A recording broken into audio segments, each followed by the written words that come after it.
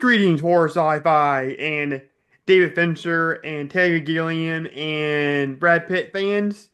Drew here from Horror Sci-Fi and Beyond, and boy, was that a mouthful!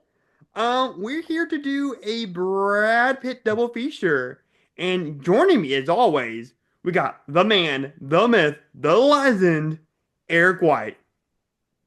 Hey everybody. We got a real BPDF going on today. Yep. And for my other guest, the singing wizard himself, Jackson Harbor. How's it Howdy, going, man? y'all. Am I being demoted back to a guest now? Co-host. Sorry, co-host. I was Yeah, like, come on. I'm on this show all the time. yeah, Not yeah. every episode, but come on. But real quick, guys. So as you two know, and my audience doesn't know this, I'm just telling you guys this now. The week before, we're recording this before the week before we're recording this. I ended up getting a really bad stomach bug and started throwing up and Mm. having diarrhea, and it was real bad. And I thought it was a stomach bug at first. Turns out that some vampire guy named Count Orlok was trying to possess me, and it was really weird. And then he left me alone when he figured out that I didn't have a teddy to suck on, because he does that in that movie in the no. Yeah, but I thought you were building towards something and Oh, because it was weird. I was doing weird. My body was okay. being weird. Okay, Okay. I thought Okay. that joke was gonna fly over with you guys. Apparently, it did it. It's okay. Yeah. Sorry you were sick. I hope your vampire friend comes back to visit you again. Yeah, Drew Yeah. can blame his sickness on his recent loss in the Oscar poll, Oof, yeah. God. his crippling defeat. Yeah, that was bad. You won last year, He so won last year, I won so ups and I downs. win fair. almost every year. That I just sucked this year. Absolutely sucked this year. I did okay. I've done worse. I've done better. Yep. Who won? Like, was it Emma won, right? Emma Emma won. won. Of Absolutely. course, Emma won. Emma knows more about movies than anybody Yeah. I've ever met. Yeah. And then I think we were in a three-way tie for second. Yeah, everybody got like 14 or 15, depending on what Mhm. metric you were using. Yeah, but Yeah. huge disappointing loss with Demi Moore. We all picked Demi Moore. Everybody thought she was going to win. Yeah. It's very sad. I Yeah. was really rooting for her. I love Mikey Madison. Mm.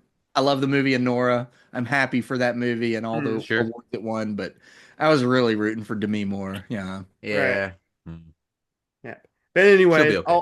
I'll stop with the bad jokes because like I said, I thought that was gonna I Well, thought that was gonna sometimes win. you make good jokes. So, Yeah, of keep course. trying to make jokes. Oh, Yeah. absolutely.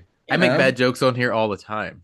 Oh, totally. Yeah. Yeah. Yeah. Dude, I watched that movie recently again, and that sound effect of the like the teeth going down on the boob. It's so amazing. I love that sound. And I'm See, not saying that in a perverted way. I'm just saying that like as far as like a somatic like aspect. Like I just love that sound. That was so visceral. I really like the Nicholas Holt chest sucking dry hump that was Oh going my on God. midway through the movie. That was the most That was the part of the Robert movie I was just like, that was the now most we're good to Robert go. Eggers thing about that movie. Yeah. Never quite got as good as that for me, but it was Oh pretty yeah. good. Well To yeah. me, the most Robert Eggers thing about that movie is the fact that Orlok, has a big mustache. Mm-hmm. And people are like, "Why'd you give him a mustache?" And he was like, "Show me a Eastern European count from that time period who doesn't have a mustache." And I was like, "Okay, that's the most Robert Eggers thing. Just Yeah. Yeah, historical that's fair. accuracy above anything else, even if you're making a fantasy horror movie." Mhm. Yeah. Yeah, dude's punk rock like that. Dude's so punk rock. He's like, yeah, I want historical accuracy in my movies, damn it. I don't Plus give a that plus fuck. What do plus you guys that have to say about it? that push broom's probably just collecting all kinds of extra blood. He can suck on that thing all day. Mm. I mean, as the person here with the most prominent mustache, I mean that's true. You eat Yeah. something nice, and Get every a once little in a while tongue you in get a there. little flavor of it. What I have But for lunch? Oh yeah. anyways, guys, before we get started here with this Brad Pitt double feature with Seven and 12 Monkeys, two movies that are turning 30 this year that came out in 1995. I want to talk about the next episode that we will be doing, and that is going to be the big episode this year, which is the horror villain March Madness. It'll certainly be a long episode, It I will be believe. very. We'll have to make some ground rules. We will have to have like at least a 3 to 5 minute time limit for each matchup. Yeah, just have somebody. Well, you're the Yeah. commissioner of this, right? Yeah, So yeah. you have to keep Just the time it. stopwatch. Yeah, I'm not gonna damn it, I lost my words. I'm not gonna like be voting on this. Yeah. Well, that's what I'm Yeah. saying. It's like Yeah. movie fights rules. So you have to like time everybody's responses and cut them off. Right. And then if you have to ring in to like break a tie or whatever, that's what you do. Yeah. I'm sure Yeah. some rounds will go fast. Some of them will. Oh, there's Be right definitely up to some the rounds that wire. are going to go fast. I've looked Yeah. over the, Oh yeah. the lineup and I'm like, some of these are just not fair fights. Gone. Yeah. Yeah, well, dude, well, can I do that at random? Well, I picked up the matchups at random. I didn't. Yeah, and it's fine. Some of them go together really well, though. Yeah. No. Yeah. Yeah, like I Michael thought and you'd spent Freddy. a lot of time on it. Yeah. Yeah, No, not even that. Yeah, There was Michael and one. Freddy's a good one. The I already know who's gonna win this one. It's Predator's gonna beat Ghostface. There's no way. Oh yeah. Yeah, That one's probably going to be Okay, fast. well, but let's maybe not not. get I don't into know. it now. We got to Yeah. save some stuff. yeah. Yeah, that's true. Yeah. But anyways, guys, let's get down to the Brad Pitt episode and let's briefly talk about Mr. Pitt. I'll start with you, Jackson, since you're the most handsome out of the three of us. Kind of like Brad Pitt. We'll go with you first. What do you like That's a about mean Brad Pitt? thing to say to Eric. Yeah, it's okay though. Something to tell my therapist about later. Anyway, so Brad Pitt. Okay, so of all the kind of like 90s crop of actors, you've Mhm. got Pitt, DiCaprio, Affleck, Damon, McConaughey. Denzel. Well, Denzel, I sort of count as a little bit before that. Hmm. Yeah, I would say he's probably 80s because He he was. starts in the 80s, but like his Yeah. big breakout was 1989. Yeah. Glory. So, But he was also a little older by that point too. Like right. most of these, you're talking about Yeah, these like he young had already male knocked around ingenues. and Okay, you're all. talking about so, like the hot young actors. Mhm. I'm just talking about like I'm sure there are other ones, and I'm only Hmm. talking about like the white male ones Hmm. because they're the ones that sort of Sure. were dominant in that time Will and Smith. are all still big stars. Will Smith, yeah. Yeah. That Will makes Smith, sense. yeah, that's the Yeah. other one. That's the other one. But even he was kind of like a different thing than those Mhm. guys because he came from a sitcom like where he was the star. I mean, DiCaprio was also on a yeah. sitcom, but he wasn't the Mhm. star. He was like a late addition. Mhm. Um, and then Will Smith had a music career. Like he's just, and then he immediately started making blockbusters. Hmm. Yeah. Yeah. So I'm really talking about sort of these sort of quote unquote angry young men from the 90s.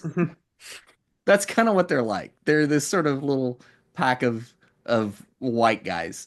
hmm I think Brad Pitt is the best of them. Hmm. And I know, you can go about this all night. I think Brad Mhm. Pitt's the best of them, and I'll tell you why. Because he doesn't have he's got more successes than failures, I Mhm. think, Mhm. on his CV because he's very choosy about his roles. Something that somebody like Ben Affleck or McConaughey Oh, yeah. definitely suffered through lots and lots of bad movies Mm. on their Mhm. scorecards. Plus, Brad Pitt's also, um, he's somebody that's comfortable being a lead and a supporting. So he's not really Mhm. like Leonardo DiCaprio in that sense. Mhm. Because Leo is the center of pretty much every movie except, Django Unchained for some reason. Yeah, that really, I guess, is like one of his Yeah, weird all supporting Leo's roles. movies He doesn't are really sort have of too many built of them, around yeah. him, whereas Brad Pitt can sort of Yeah. just slide into a movie. Hmm. I don't know. He's Mhm. he's remarkably versatile, and plus he's got this great track record as a producer. He Oh yeah. established Plan B, Mhm. production company, and they've gone on to Mhm. make many great movies and television shows. They made Lego Masters. He won an Oscar as a producer. Yeah. Yeah, Yeah. for 12 Years a Slave. Yeah. Well, and The Departed, because he was a Hmm. producer on that. Oh, I didn't know that. Yeah, Oh, that did was it his win for first. Departed? Oh, That okay. was his first like producing Oh, credit, I that's right. think. Yeah. Yeah. Hmm. So anyway, Would Brad Pitt ever in a Scorsese movie? no, Mm. Okay. he's Not never that I think actually of, no. No, well, he acted. was in that commercial with Scorsese, De Niro, and Leo, where it was promoting the hotel. Oh, I don't know. He was in that. And that's a Mm. pretty fun commercial. It's like a short film, but yeah, no, it's pretty fun. But anyway, I love Brad Pitt. Yeah, Brad Pitt's Like awesome. he's the most handsome and also kind of the weirdest of all these Yeah. like 90s like angry young men actors. So Right. Hmm. anyway, I All right. always love talking about Brad No, Pitt.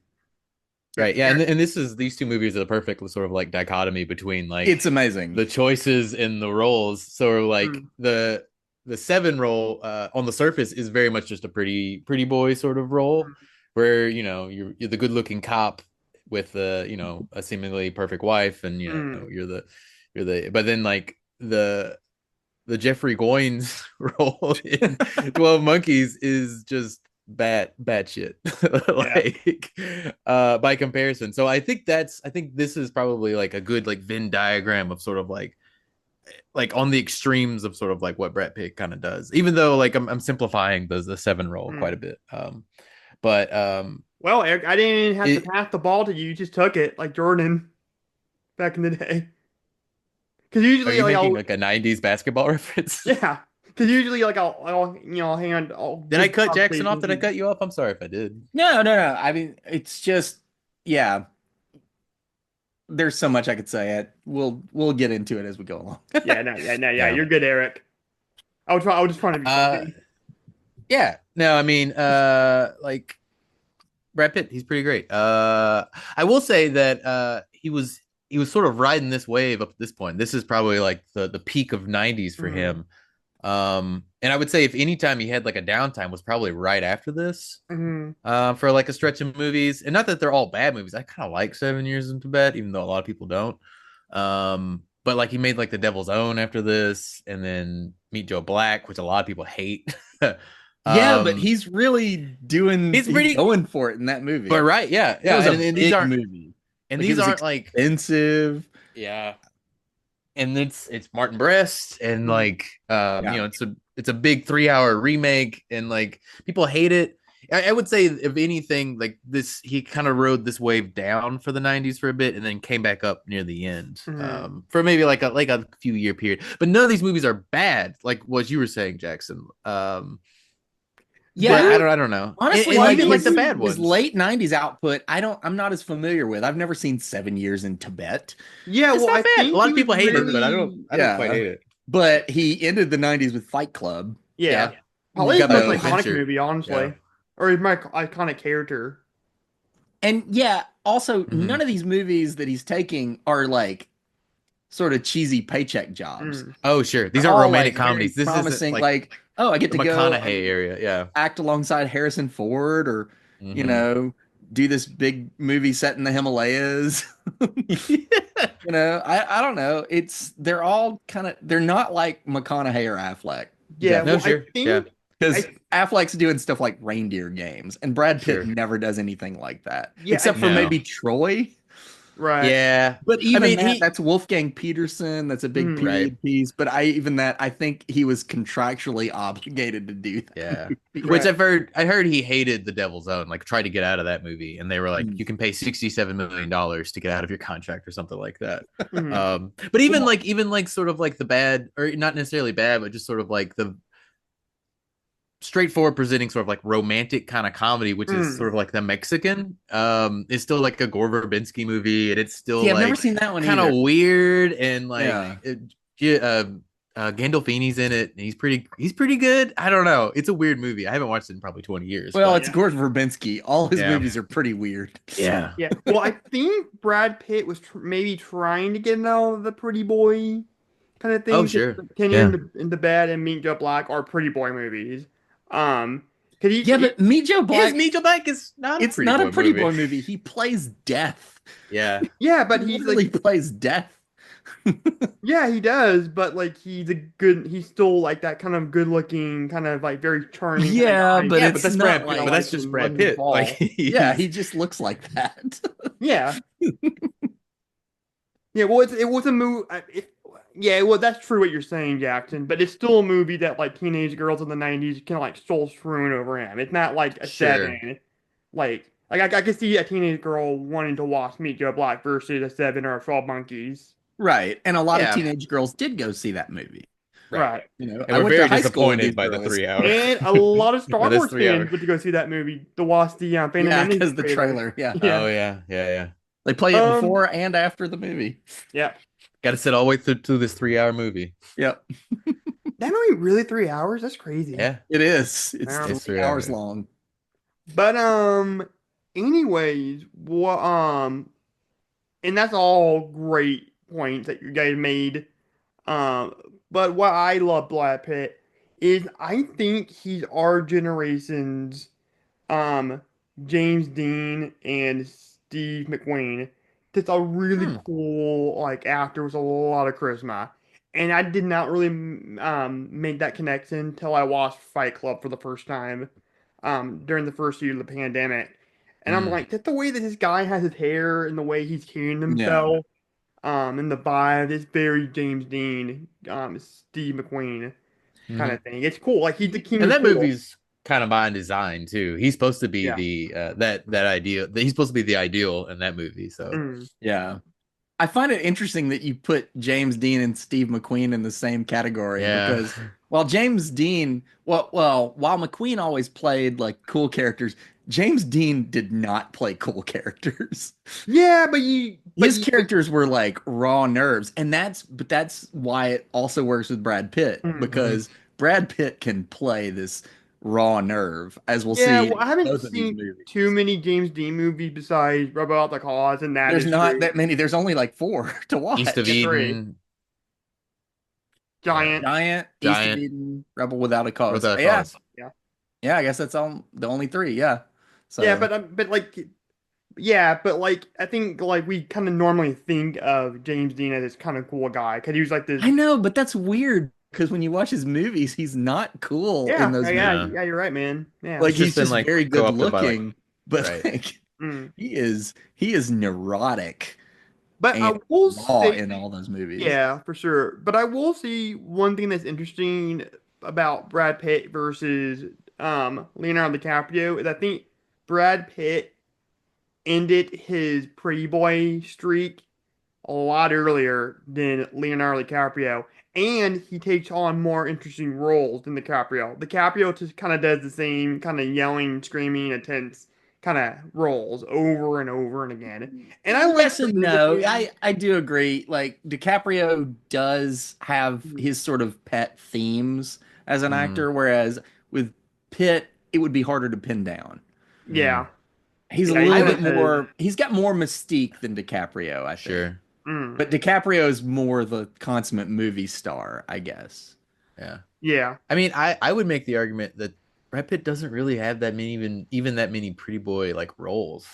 In all honesty, anymore. like now even before then, like what Legends of the Fall, maybe, but even that's like sort of like a western. It's not just Yeah, like but that, I don't yeah, that's know. him going to war and, Yeah, letting his brother die and yeah. coming back and being It's all not like he's tortured and like everything. right. It's not like you were saying earlier. It's just like these McConaughey sort of like rom coms with Kate Hudson. He doesn't really do a lot of Yeah. Yeah, those. and Yeah, But that's actually DiCaprio interesting. is the closest comparison yeah, because he does make serious films.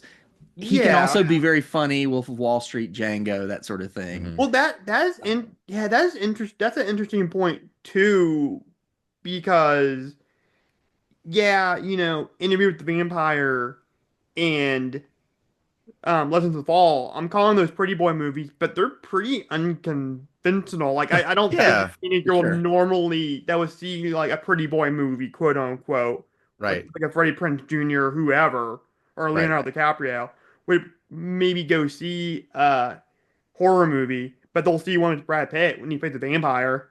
and he's Yeah. Right. like the sexiest man you ever see, you ever seen. Or they won't Yeah. see like a historical movie set in the, you know, yeah, it has like a war scene in it, but they'll see one with Brad Pitt because he's just the sexiest man alive. I mean, really, when you think about Brad Pitt's career, and I haven't seen every one of his movies, Mm, he's Sure. made a lot of movies, but I've seen a lot of them. mm. And I think the closest thing he comes to playing like just a pure pretty boy is Thelma and Louise, Yeah. Yeah. He's just eye where candy in that where movie for he's the just most in it part. for a couple scenes and he Mm. shows up and That's he's still a eye crime movie candy and then too. he screws them over. You know, he Mhm. robs them and leaves Yeah. them in the middle of the night. So he's a bad guy in that too, but Yeah, but that's still a crime very movie too. charming, Yeah. very pretty. Yeah. Yeah, but that's not a pretty boy genre. It's a crime movie. So it's kind of Well, interesting. it's a buddy movie first Yeah. and foremost, Right. He does Yeah. play the quote unquote pretty boy in but that he movie though. Of plays Yeah. all the of it. Yeah. quintessential pretty boy Oh part. yeah, for sure. Yeah. I've never seen the movie, but yeah, I know. You haven't Oh, you seen should it? watch Oh, it's you Yeah, I so should watch need good. I Thelma need and to. Louise. Yeah. It's a great movie. Yeah, I need to. Yeah. But anyway, let's get down to business and talk about some Seven. And the plot summary for David Fincher's Seven is, according to the Internet Movie Database, is two detectives, a rookie and a veteran, hunt down a serial killer who uses the seven deadly sins as his motives. Like what you do for a living? These things you see? You have to wear blinders sometimes. Most times.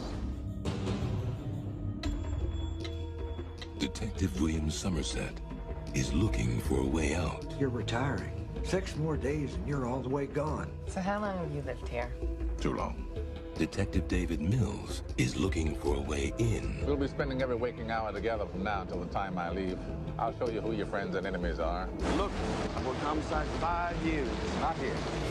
Now, Ladies and gentlemen, we have ourselves a homicide. they're caught in a game No fingerprints and no witnesses of any kind. Nope. About the only thing we know about that guy right now is he's totally insane. where the price of sin is death. All right, so let's kind of go around the room and kind of talk about our thoughts of the movie Seven before we get into a bit of the deep dive. And I'll start with you, Eric. Since I like Jack can go first. What are your thoughts about Seven, and did you find out about it? I mean, I'm pretty sure I saw it in 95 or 96. Because I had a buddy whose parents you didn't were care. that kid. yeah. I had a buddy whose parents didn't care. I think I watched it around. It may have been 96, so it may have been after the year after it was released. But yeah, no, I saw it really young. I remember being like kind of scared of it, even though really nothing kind of violent really happens in the movie. Most of it is off screen. It sort of like takes that idea from Silence of the Lambs, where like it's most of the carnage is off screen, and it uses your mind to fill in the blanks. But yeah, I mean, I really liked it as a kid. I've kind of grown disinterested in it over time, just because I've seen it a lot, and it's not Silence of the Lambs, even though it came out. I don't know. I really like Silence of the Lambs, but I like Seven. I don't quite love Seven. Okay. What about you, Singing Wizard? What is your thoughts on this movie? I love Seven. Yeah, I love my it. I love man. it more than Silence of the Lambs. Yes, I love Silence of the yes, Lambs. something that me and you agree on That Eric does disagrees. not agree on. But yes, yeah. It very rarely happens, but this is It's kind true. of fun. Okay. No, I mean, I was aware of it because I was like 12 when it came out. So I knew about it Mhm. by Mhm. reputation, but I don't think I saw it till I was like a freshman in college. Oh wow, Oh, shit, yeah. So this would have been like 2001. this is a classic college movie. I feel like. Definitely. Yeah, Yeah. it's a good We were college watching movie. Memento and Pi and Seven and Fight Mhm. Club and, Mhm. all those kind of like Yeah, yeah. You told me Requiem the for a whole story. Dream. Yeah, I remember you told me the whole story about Memento and Pie. You saw them the same night. Oh, yeah. And Fight Club. We watched them all in one night. Oh, awesome! That's awesome, dude. That's fucking awesome. Yeah. Even though I've never Anyway. seen Pie, I need to. Yeah, I don't think I saw this until college. And Mm. of course, I loved it. And then Mhm. went through a long period where I didn't think about it very much, and then you revisit things as you get older, and I think this is my favorite procedural ever put on film. Mm. Right. Well, you And don't I normally know, like like, crime he movies. went on to make Zodiac, Yeah. and a lot of people love that. And I think, Drew, you're one of those people. You're more of a Zodiac person. I'm more of a Seven person. Yeah. I Well, miss you don't. grimy, gross David Fincher a Yeah. little Well, bit. you don't normally like crime movies, do you? No, but when it's something like this, I get really Mm. into it. Like, I don't know, when it's something that's sort of rooted in something older and deeper, like, medieval poetry, or Mm. Hmm. in the case of, I just watched Under the Banner of Heaven, where Mm. Hmm. the crime has to do with like sort of Mormon teachings going back to the beginning of the church. So Okay. That's I get cool. into crime movies when they're sort of more primal, for lack of a better Mm. term. Hmm. But when it's just like, oh, this person got killed because of money, I don't care. Okay. I Yeah, I really like religious horror thriller Oh movies like yeah. this, Frailty, The Exorcist, of Hmm. course, Heretic recently. I just find it really interesting that you can make religion so horrific, something that brings comfort to a lot of people. Yeah. Well, it's not brought comfort to a lot of people as well over Yeah, yeah. That's Yeah. true. It's an the easy target in some ways, human but history. yeah. It has brought pain to Yeah. many people's lives. Yeah. So, And so are you done with your intro or do oh you yeah, yeah. Oh, yeah. Go ahead.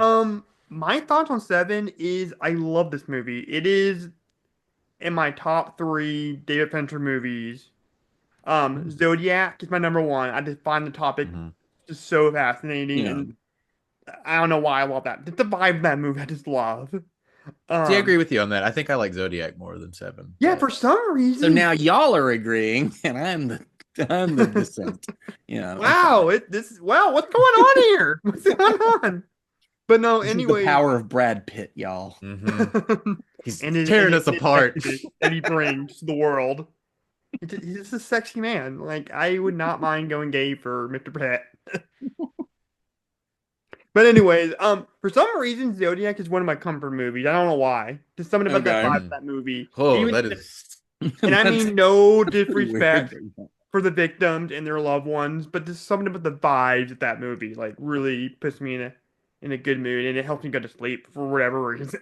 Even though the Right. intro of that movie's fucked I mean, up. it's a long, Soon long as movie. it is Yeah. long. As soon as I throw that baby out the window, I'll just fall right to sleep. And then Gone Girl's number two, and then Seven's number three. Okay. Yeah. See, I Well, would put Seven above Gone Girl.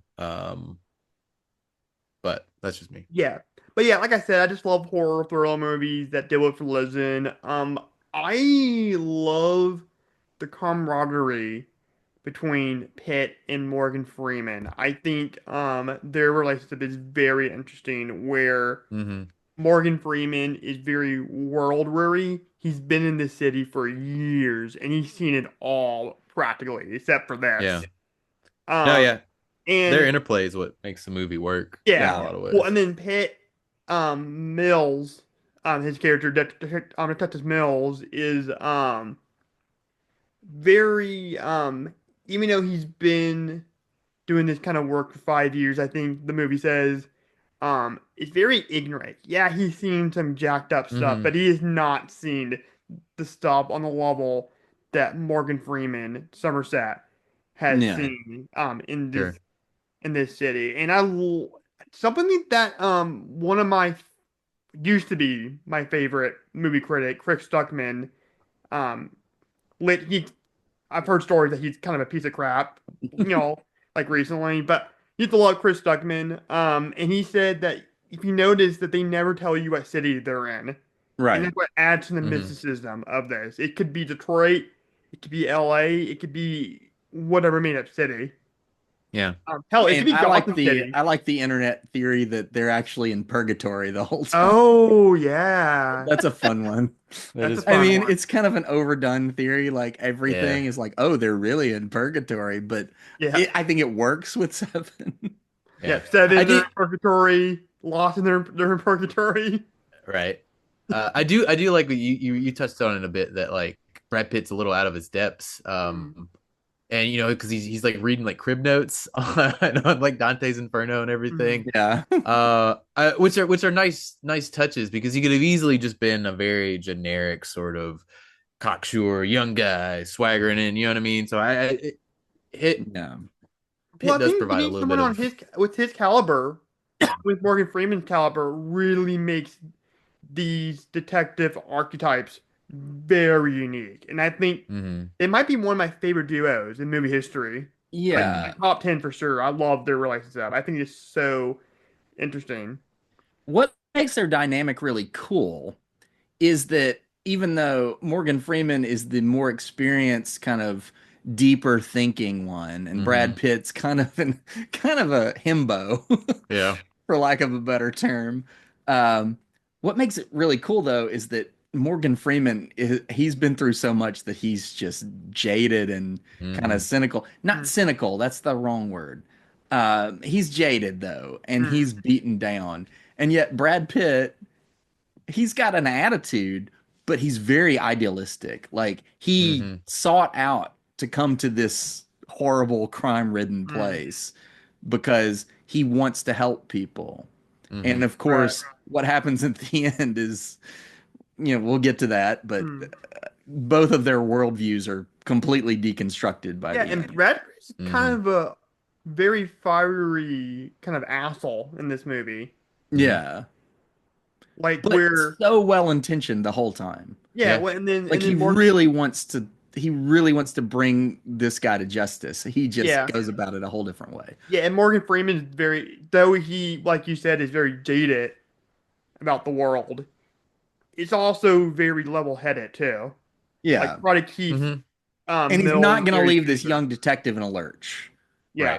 Right. He's Yeah. he's retiring in 6 days, which is like that Well, old he cop didn't want movie. him on Yeah. this. Well, he didn't want him on this case at all. Yeah. Well, Yeah. he didn't want to be on this case. He's like, Yeah. give this to somebody else. And Mills is like, I'll Mhm. take it. He's like, no, don't give it to him. Yeah.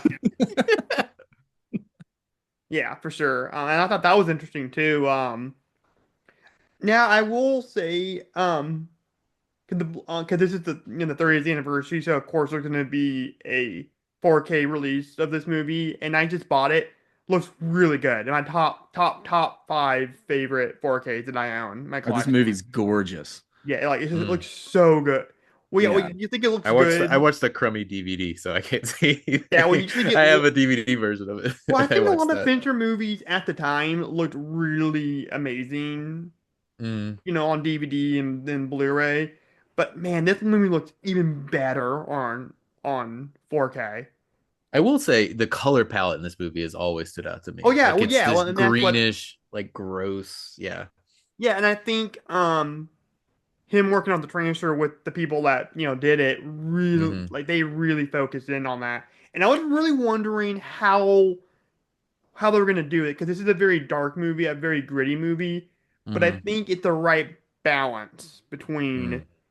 keeping the integrity, the grittiness, um, that you saw in like earlier versions, Hmm. but still making it like bringing in the clarity that 4K is known for and Sure. what 4K is really good at. Yeah, I just want to say, I just want to get that out of the way. That if you have not bought the 4K and watched it yet, buy it. It's I amazing. haven't. I also don't own a 4K TV, so it wouldn't I've do me any Oh, good. dude, don't it's have worth any it. It is 4K so worth it necessity. for older movies. It is worth it. Up Like until that. about 5 years ago, I had a tube TV still. Oh, really? Well, yeah. But no, like and invest in the 4K player and TV, Eric. You would not regret it one bit. You're right. You're right. I Yeah. should. But yeah, so yeah, it's 4K. That's what I'm saying. One of my favorite aspects of Somerset is the fact that he uses humor Yeah. Mm. sometimes. Hmm. And I know we talked about this in the Rear Window episode me and Reed did, where stylistically Fincher and Hitchcock are different, but I think the one thing that's very similar with them is they use humor among the darkness to bring levity to it. Oh man, yeah, no, this movie would be insufferable Yeah. without it. Yeah, I honestly think Zodiac is David Fincher's funniest movie. It's almost a comedy in some points.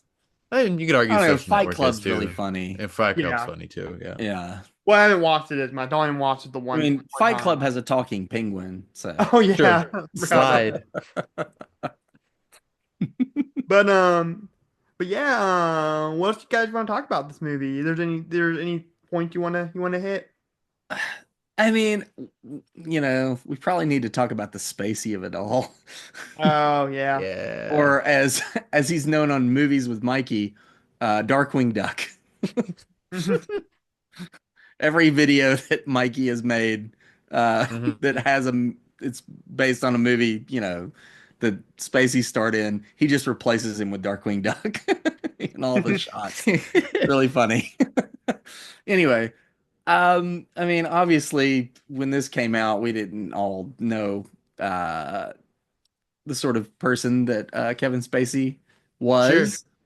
But man, when you do know and you watch this performance, it is even more unsettling. Yeah. This was the year that Usual Suspects came out, right? Like this Yes. was like his 1-2 Yeah, punch that same year. year. This was his big year. Yeah. Yeah. Give me the key. Which I guess cocksucker, him and Pitt were motherfucker. both.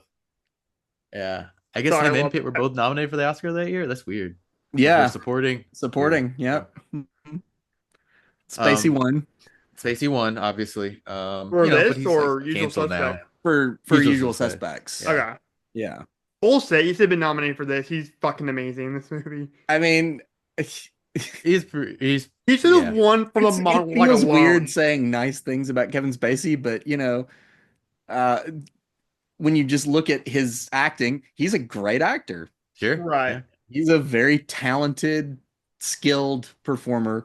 All that, Who happens his to just be acting, his comedy impressions, all that stuff. Like he's very good at that. And, that unfortunately made him very good at being a horrible Being person. a monster, yeah, too. Yeah.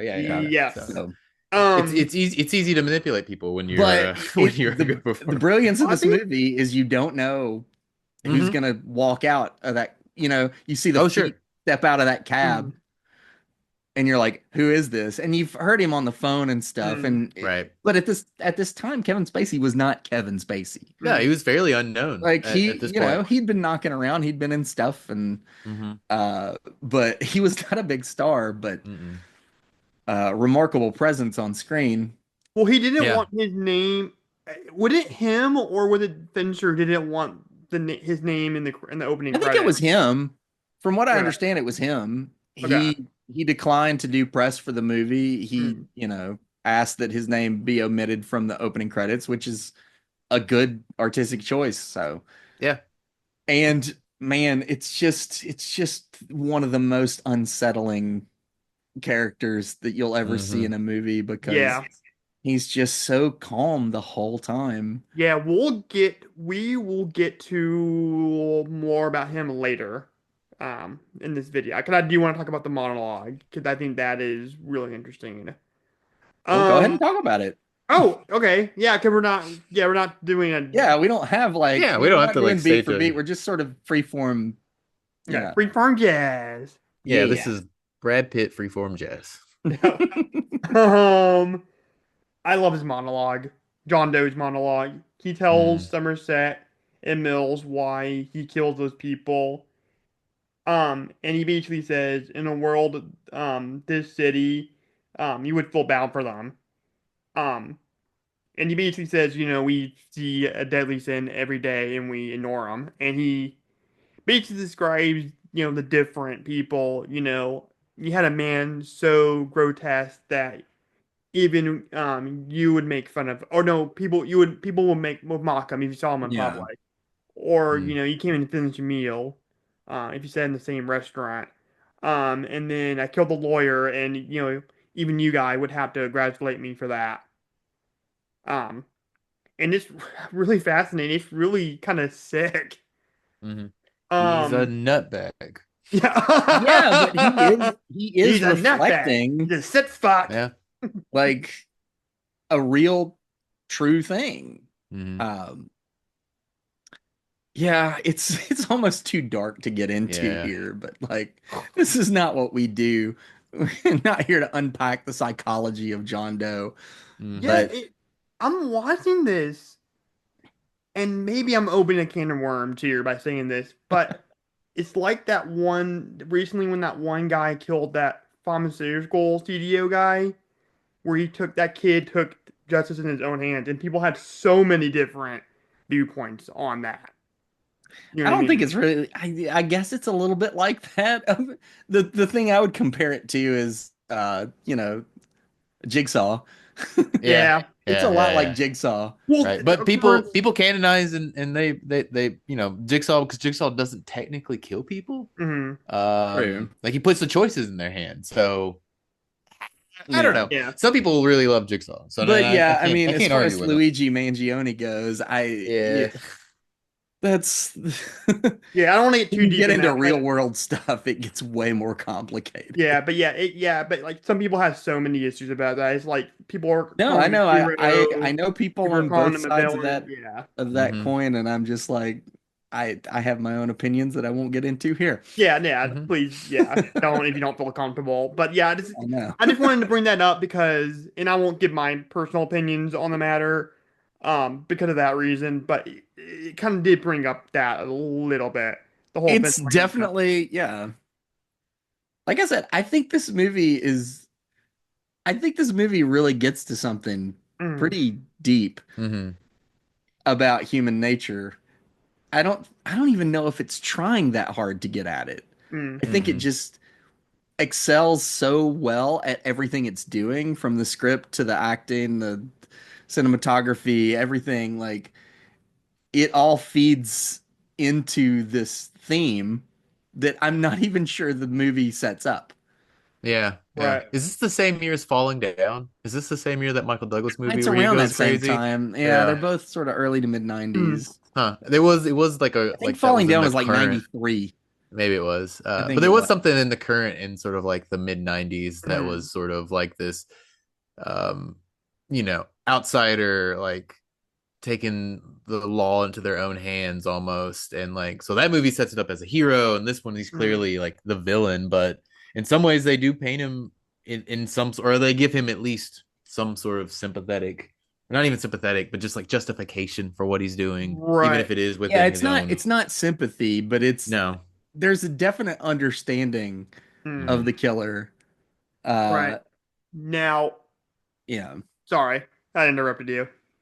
Oh, I was gonna go off into a whole thing about David Fincher, but Okay. Yeah. we don't have to do that. We're talking about Brad Pitt. Yeah. Um, Now I do want to talk about my favorite part of the monologue, and it's when Morgan Freeman asks John Doe, did you enjoy doing these murders? And he says, attacking Mills's anger, he said, I doubt I would have enjoyed it more than Detective Mills having time alone in a room without windows. How happy would it make you to hurt me with impunity? That's mean, he's fucking with Mills. He knows that Hmm. Mills is a very angry guy. And he's Yeah, crooked. and also he knows how this all ends. Yeah, Oh yeah. exactly. And that's what the Like, scary part about it I is. mean, this is where you get into if you get into the nitpicking of the movie, like Yeah. it makes no sense. Like, how is he this much of a chess master Hmm. that he times things out to like the minute? Hmm. That's insane. Yeah, if you Right. think a little too hard about the internal logic of the movie, it kind of It falls falls apart. apart Hmm. But it right just away. don't think about that. Just Yeah, no, ride this wave. I Yeah, think this movie is more like a fable. It's Yeah. not really right. it's obviously not set in the real world because it's outside of time. Hmm. Everybody's like wearing a vest under their coat, that Right. sort Yeah, of it's thing. almost like Silence of the Lambs, where it sort of toes that line between realism and fantasy. But this Yeah, because movie's a it lot definitely has more a grounded gothic and gritty. flavor, but I think Yeah. Silence of the Lambs definitely is more realistic, Mm. or it has a more clear dividing line. Yes. Like Yeah. there's the realistic scenes, and then as soon as you're in with Hannibal Lecter, Hmm. it's like total gothic fantasy. Yeah. He's Yeah. Yeah. Dracula at that point. Right. Hmm. Right. But this movie, I think, is a more consistent aesthetic of Mm, it's the real world, but not quite the real world. It's right. heightened, Just It's slightly like always heightened. almost raining it's until almost they Yeah. get to the Gotham in a desert. way. It's Yeah. almost And then Batman. it stops. How is there a desert right outside Yeah, the city where it's always yeah, raining? yeah. It's very Gotham-like. Yeah. Yeah, So and Very it, well, grimy, very people have yeah. been making that comparison with the Matt Reeves film, sure.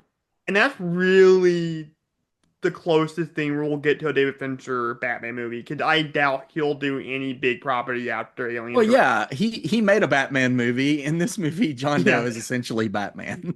yeah. Yeah. I mean, this very well could be Gotham City. I mean, it's Warner Brothers technically. It's under the Warner Brothers umbrella technically. Well, Yeah. no, it's New Line, and I think it would be before Warner Brothers bought New Line. So, okay, that Yes. goes out the window. Okay. But anyways, I did think it was an awesome kind of comparison in this movie where that there is a religious element to this movie that it's pretty prominent, like the whole crux of the movie. Um, and I was kind of thinking this movie kind of feels like Dante's Inferno a little bit because with each sin, crime scene that they go into, it's almost like they're entering a new layer of Oh hell. yeah. By the time Oh you yeah, get to no. Lust, it's like, oh, Oh, fuck. God. That is fucked up. I don't want to talk about that scene at all. I just skip right I over. I don't want to talk about it either, but you Oh know, Like, yeah. That's definitely here's the like that's the about thing. low as close point. to hell Here's as Yeah. the you can thing. imagine. There are disturbing things in movies like The Fly, The Thing, Evil Right. Dead, Saw. But you That are see those so things. yeah. Well, no, Yeah. they're so fucked up that it's just ridiculous, and you have to Right. laugh at it. No, this is fucked up in the way that I don't want to imagine, and I can't laugh at this. This is just so fucked up. But that's the thing. That's the thing that works really well about this movie is that you don't see any of it. It is all Yeah, you playing don't in your see head. Any killings in this movie. It's all aftermath, basically, except for like Mills shooting John Doe at the end. yeah. But yeah, all the rest of it is But that's aftermath for the coming most at the part. end of a 2-hour movie Yeah. where you haven't seen any violence. Right. Well, I don't know. John Doe breaks Mills's arm. Technically, That's yeah. it. You know, he shoots at them, but it doesn't hit them. So. Right. Right. Right. And When I- technically, he broke his arm for real in the movie, and they just put a Yeah, that's cast the only on it. reason. Yeah. That's a whole like reshoot kind of thing. Yeah. Yeah, they had to justify it. Yeah, and I think Silence of the Lambs kind of plays off of the Nine Layers of Hell thing, where she's kind of going into.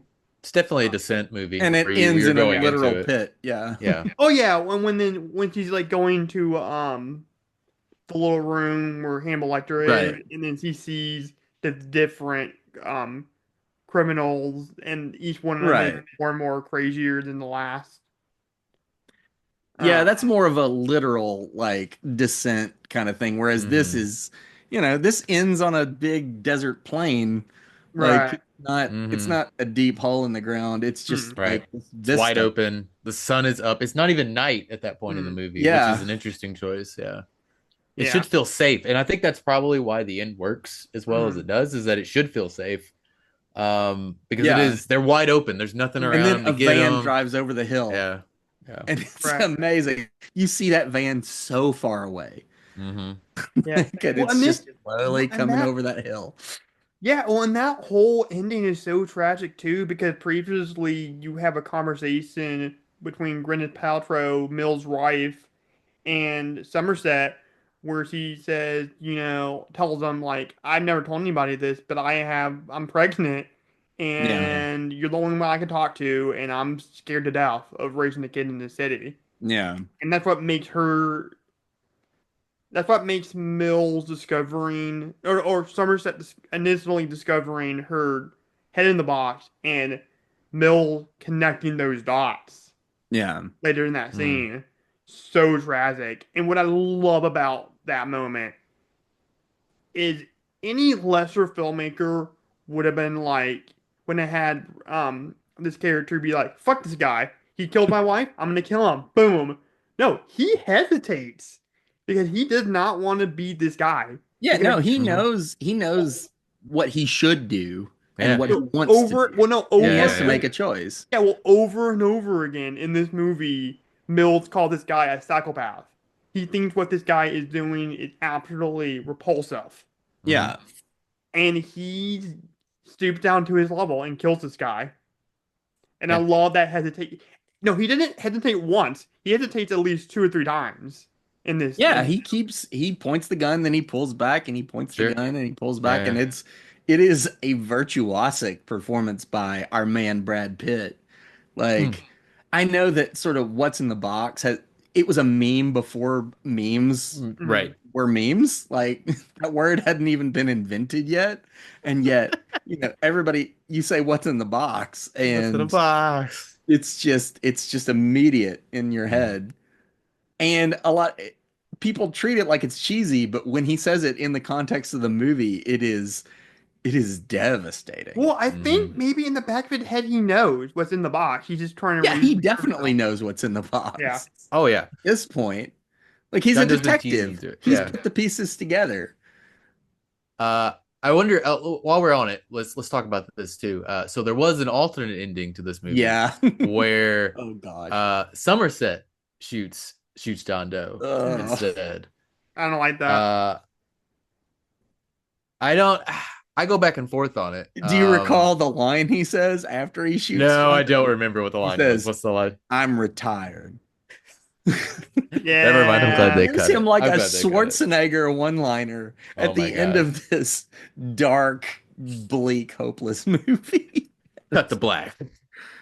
Thank God that they stood up and said, "No, this is the ending of the movie." Yeah. Well, I go back and forth on whether or not Somerset would be justified in killing him. But yeah, I'm glad that they He did would not be, use but that that's line. not the way the movie is supposed to end. Hmm. Sure. Yeah. Like the sort of perfect tragedy of the movie Mhm.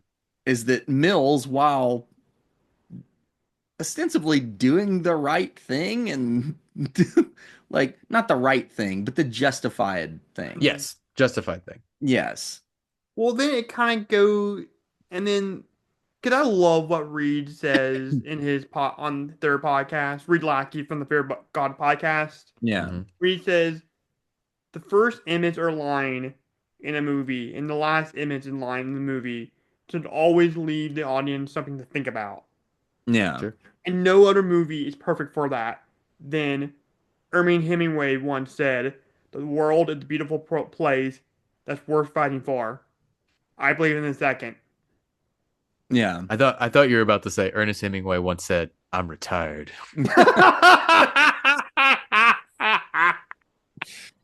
I mean, that might have been his last words. We don't know. We weren't I don't there. know. That's hilarious. No, but that line, that was an addition. Mm-hmm. They had the ending of the movie, but they put that line in there just to give you the slightest glimmer of hope. Of course. Because Because it ends bleak. It is pitch black It by is. that point. And yet somehow maybe not as bleak as the other movie we're going to talk about tonight. Right. Yeah. Yeah, well, and then the movie opens on Somerset alone in his apartment. He's just a lonely, lonely man. So yeah, it Yeah. goes back to that thing Mhm. that the movies that open with something for the audience to think about and end with something that the audience He's think about. alone at the beginning and he is even Mhm. more alone at the end. Mhm. Mm-hmm. And Well, I thought like well, I'll I be think- here, Well, I Yeah, think yeah. he almost sees a son character, a son figure in Mel's, in a way.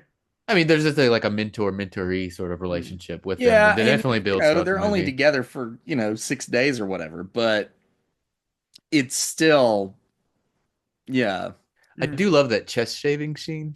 It's really cool, yeah. Like right before the end of the movie where they're like it's such a shaving their like chest. real moment. Yeah. Something you don't think about, but absolutely true. Yeah. 2 more things that I do want to talk about this movie. Unless you guys want to talk about other stuff. The dinner I mean, there's a scene. ton to probably talk about. I mean, we could talk about it all night. We can't talk about it all night though. We have Yeah. a whole other movie. But I Yeah. do love the dinner scene between Mills, his wife, and then Somerset Mhm. because that is probably one of the few moments of normalcy that Somerset has. It's the only moment of normalcy in the whole movie.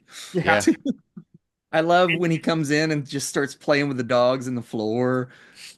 Yeah, well then, It's so cute. well Yeah. then it gets interrupted by the The trolley car. train. Yeah, Yeah. and then they joke about it with Yeah. going back to normalcy. Just people having a good time. And they're Yeah. just drinking all the wine. Right. Yeah. Um, and then I gotta say, the line of he's experienced is about as much pain and suffering as anybody I've ever encountered, give or take, and he still has hell to look forward to. It's probably in the top five scariest things I've ever heard in my life, movie or not movie.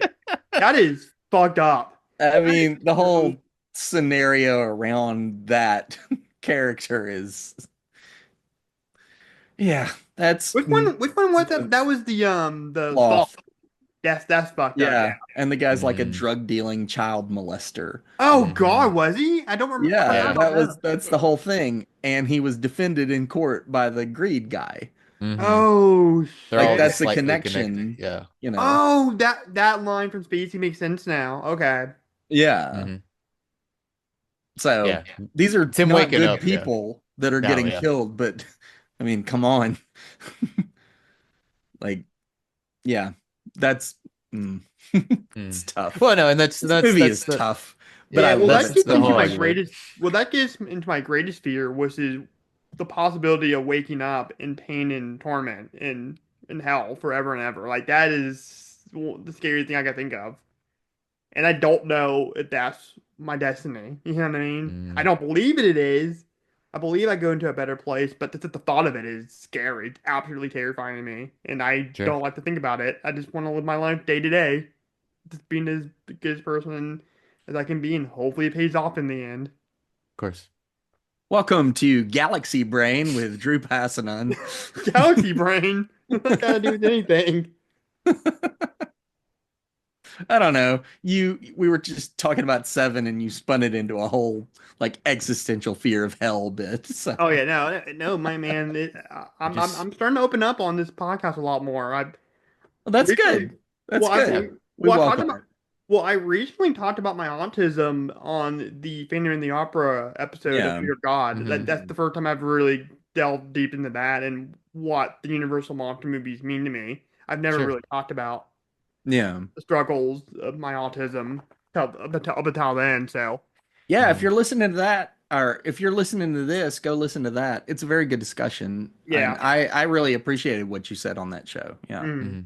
Yeah, because I mean, the monsters are like kind of friends to me because they're outsiders like I am, or Yeah. Of what course. how I felt back in high school. But Yeah. Of course. anyways, No, I get that. yeah, John Doe, maybe not the monster you want to identify with. no, fuck no, Yeah. fuck no. But anyways, now it's time for the show that I like to call favorite part and least favorite part. The part of the Mm. show when we go around the Zoom call and talk about our favorite part and least favorite part of the motion picture extravaganza that we just witnessed and talked about. And Mr. Larry White. comes out and sings a silly song. Mr. Jackson, it's your turn. I'll let you go first. What's your favorite part and least favorite part? Favorite part, least favorite part. Um, you know what? Favorite part is Brad Pitt coming home to the apartment and sitting down on the floor and playing with the dogs. The happiest moment in the whole movie. And I love this movie, but I'm just gonna pick that as my favorite part because it's nice. Well, of course it is, Uh, because you're a dog person, right? I am. Yeah. I work in a veterinarian hospital, so I kind of have to be. Least favorite part. You know what? Nah, I don't have one. I think this movie's amazing. Yeah, So yeah. for sure. What about you, Eric? What's your favorite part and least favorite part of the movie? I mean, my favorite part's probably just the design of the whole thing. Like everything inside of like John Doe's apartment, all those little notebooks that someone spent, like some poor production designer spent hours like handwriting all those notes and everything. Everything feels really lived in and gross. I love all that stuff. I love all the production design in this Okay. movie. Just like how it looks. Least favorite part, we talked about it a little earlier. It takes a little bit of leap of faith by the end to go like, how did A all this leap connect of faith? together? It's Yeah, very silly. yeah, but you know, We if said you're leap on of it for faith a because it's a ride, religious horror movie, so it's kind of funny you said that. yeah, of course, it was intentional, but but yeah, no, like yeah, it doesn't, you know, if you think about it too hard, it's kind of like but that's probably my biggest qualm with the movie. I mean, I don't hate this movie as a if Here's it the made it out thing: to be is at that the a top, yeah. weakness or is it a strength of the movie? Because the movie has you so taken in at that point that you Well, that's don't true. care. That's true. You will, Yeah, I'm and you like, know, the first time watching this movie, you would never probably start yeah, connecting those things honestly, until Yeah. afterwards, anyway. Yeah. yeah, I know you two disagree on this factor, but I'm like that with Master of the Phantasm. Like, I don't care that Adrian Beaumont is on the plane. Yeah. Like, in the And I next Clear do movie. care, lie. but that's A because clear the rest of lie. the movie is not keeping me engaged enough to Hmm. distract from it. Well, fuck That's you, true. Jackson. Master of the Phantasm is a cinematic masterpiece. It's okay. No, It's a no, pretty good 3 episodes of television. Yeah. yeah, it's a cinematic masterpiece, and you know it. You just don't want to admit it. But anyway, No Batman Forever. yeah. Mm. And that was your least favorite part, right, Eric? Yeah, that was my least favorite part. Okay, cool. My favorite part of this movie is, of course, John Doe's monologue. I love, Mm. and I've talked about this before. I just love these moments in movies that get into the character's head, and I feel like so many of these monologues I will have as my favorite part. Like I'm about to use another two classic '90s movie. It's Sarah Connor's monologue in Terminator, and it's John Hammond's Mm. monologue in Jurassic Park. That really gets into what makes these characters tick, and I love Hmm. that shit so much. And I hope now that I'm starting to get into writing that I can um write a monologue on that level. Because I Yeah, really do love that shit so much. you'll get there. Yeah, yeah, hopefully. Least favorite part, like you, Jackson, nothing, nothing. This is a perfect movie in my opinion, and I probably just spoiled my rating, but this is a perfect movie in my opinion. And speaking of scores, let's do score. And how our scoring system works is each of the individual guests and co-hosts will rank this movie based off the film making quality and the thematic quality individually out of 5 for a possible overall score out of 10. What we then Mm. do is take the overall score, put them in an average calculator, and that becomes the official horror sci-fi and beyond score. And I'll start with you, Eric. What is your filmmaking score? Oh, it's a 5. Yeah, it's just like a great looking movie for like being 30 Awesome. years old. Yeah, cool. What is your thematic score? It's like a 3. I mean, What? I don't think this movie's as deep as it thinks it is What? sometimes. And I think it moves along quite a bit on just its visuals and its chemistry between its actors. I think there's a lot to chew on there, but I also don't think it's I don't know. By the end, like what are they trying to say? I don't know. Okay, so your overall score is It's an 8, 8. Yeah, but it's it still needs to be pretty 10. good. It needs to be 10. This movie's Well, perfect. it's not going to Perfect, be. Eric. We're gonna end up with like an 8.5 or something like that. 7 is perfect. David Fincher's a perfect director. Everything We he should have makes had is it. amazing. I wish it would have ended at a 7. I wish 7 would have been a 7. All right, Jackson, what is your filmmaking score? In filmmaking, I'm giving it a 6. What? I'm giving Oh it a my. 6. No, out of 5, I'm giving it a 6. Oh no, no, no, you gotta give it a 5, man. We can't no, No, that's not I'm how this giving it works. a 6. No, this is not how this works. No, but You're gonna just move this into it. You're gonna hear move this me into out and let me do the the. rest of my whole thing. I'm giving it a 6 in filmmaking because I think it is maybe the most finely crafted, like Mm, expert crime procedurals I've ever seen put on screen. It is every shot is a master class in cinema. Plus, it has an awesome script. Every actor including the actors that didn't want to be there, like Arlie Ermy. Arlie Oh, Ermy yeah. hated making this movie, Yeah. but he's doing awesome work on screen. Um, everything about this movie is it's more than perfect, it's transcendent. Okay. The only reason I'm giving it a 6 instead of a 5 is because on theme I'm gonna give it a 4. So it still gets a 10 from No, me. we can't. You can't cheat like. No, we can't do I'm that. allowed to do whatever I want. This is a free country. Okay, well, I'm allowed to do whatever the hell I want, and on here you're getting a 5. Okay. Well, then give it a 5 on theme too. But in my Okay. mind, it's a 6 and a 4. Okay, that's a 10. It is a style over substance movie. I think the Mm. substance is there, and I think Mhm. it goes pretty deep, in at least exposing kind You know of what? the darkness of the human Well, heart. I'm gonna make you happy. Filmmaking a 6, and theme is a 4. Yeah, it averages out the same. It'll be fine. Yeah.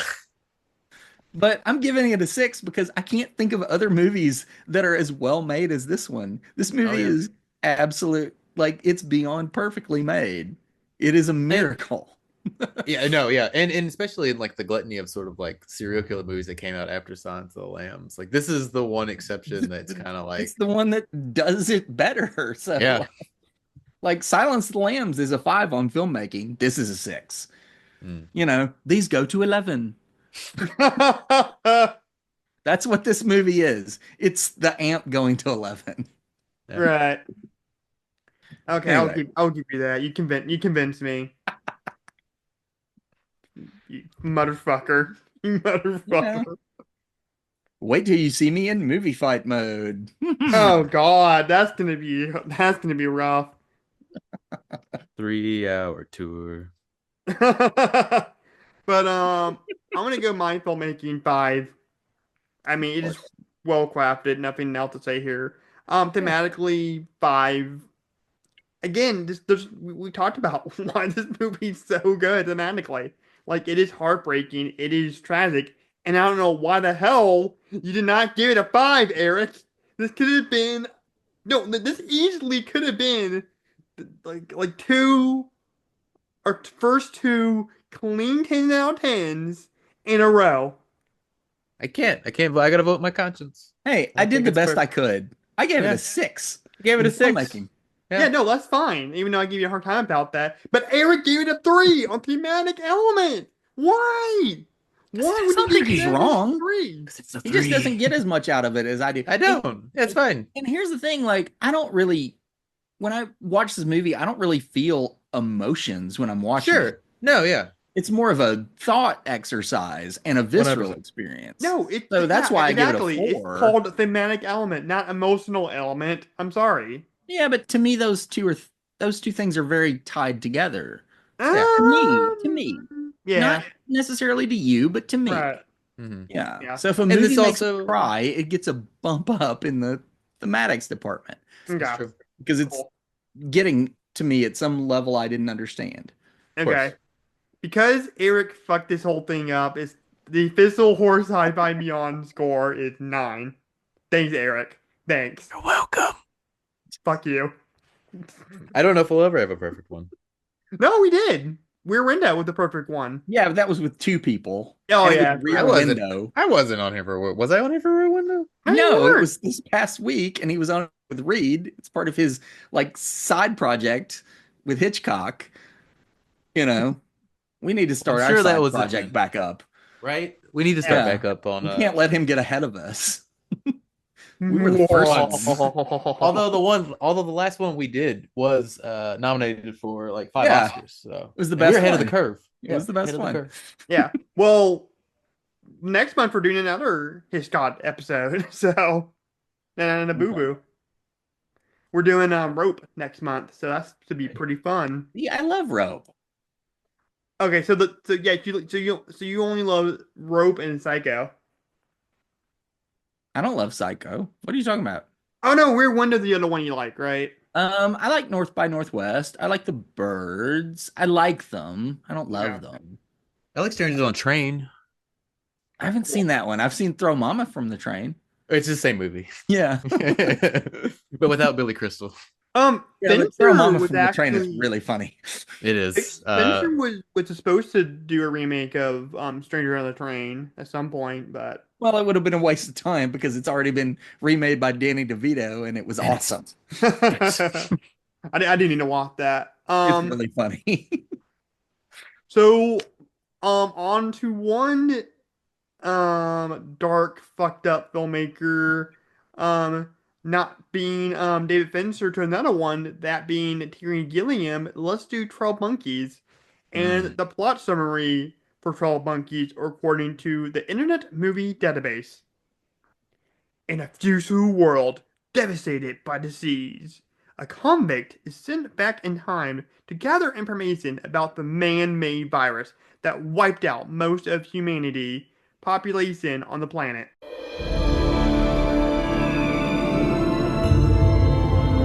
You're a very good observer, Cole. We have a very advanced program, something very different. An opportunity to reduce your sentence considerably. And possibly play an important role in returning the human race to the surface of the Earth. No license, no prints, no warrants. Well, he took on 5 cops like he was dusted to the eyeballs. What year is this? What year do you think it is? 1996. That's the future, James. Do you think you're living in the future? I am simply trying to gather information to help the people in the present trace the path of the virus. We're not in the present now. This is a place for crazy people. I'm not saying you're not mentally ill. For all I know, you're crazy as a loon. The army of the 12 monkeys, they're the ones that spread the virus. Monkeys. He's been living in a meticulously constructed fantasy world, and that world is starting to disintegrate. You haven't become addicted to that dying world? No, sir. He needs help. All right, Jackson, since you apparently have a hard-on for this movie, let's start with I wouldn't you. call What it is your that, thought? but I think this movie deserves some discussion. Well, I mean, Seven's been talked to death, but nobody's talking about 12 Monkeys. Yeah, I hardly took any notes about this movie. It's okay. Yeah, this is a hard movie to follow. We'll wing it. Yeah. Yeah. It'll be like time travel, you know, Yeah. very inaccurate. Yes. It doesn't quite make sense if you think too hard about it. Okay. So I remember, like I said, in 1995, I was 12. So when the Oscars for that year, I would have been 13. And I had started watching the Oscars at that point. But I was 13 and I hadn't really seen grown-up movies that much. I'd seen a few, but they were mostly older, from It's a Wonderful Life, stuff like that. Maybe some Westerns. And I saw the Oscars that year, and it was nominated for Brad Pitt's performance and costumes. And so I saw the clips and I was like, what is this movie? Movies can look like that? And then it lost to, I believe, the movie Restoration, which is a movie that I've never seen, but has lived in my head for many years because they kept showing clips of it on the Oscars, like Restoration. What is that? I don't know. Maybe it's good. But I don't know. 12 Monkeys kind of sparked my interest in kind of that weird sci-fi thing, I think. It might have been before that, but that's like a pivotal moment, I think, was seeing clips from that on the Oscars and being like, wow, I have not seen enough movies. And then I saw it and I was like, oh, that was cool. And it's one of those I've rewatched maybe every 10 years or so. And it gets better every time I watch it. It's kind of amazing. Anyway, that's my thoughts in general. Okay, Eric, what is your thoughts about 12 Monkeys? The weird thing is, this is going to sound really weird. Jackson and I both come at it from a very similar angle. And that the first time I heard of 12 Monkeys was because of the Oscars. And I remember it because of that plastic suit that he's wearing. Yes. And I remember seeing that and going, like, what is this? It's just plastic. And I didn't understand it. It breaks your brain when you're a kid. Yeah. And you're just like, what? That's a costume? And I was just like, what? I didn't see it for probably maybe a couple more years after that. Maybe like 97 or something, 98. I don't even know when I saw it. I saw it in the 90s. Probably high school. Yeah, I definitely saw it in the 90s.